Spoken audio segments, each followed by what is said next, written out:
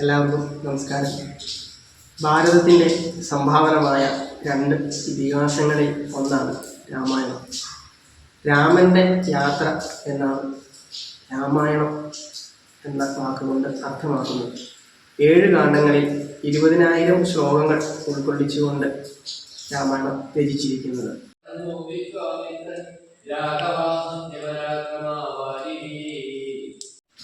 രാമായണത്തിലെ വ്യത്യസ്തമായ കഥാപാത്രങ്ങളിലൂടെ നമുക്ക് ഒരുപാട് സന്ദേശങ്ങൾ നമുക്ക് നൽകുന്നുണ്ട്. അതുകൊണ്ട് എല്ലാവരുടെ ഗൃഹത്തിലും രാമായണം പാരായണം ചെയ്യണമെന്ന് അറിയിക്കുന്നു.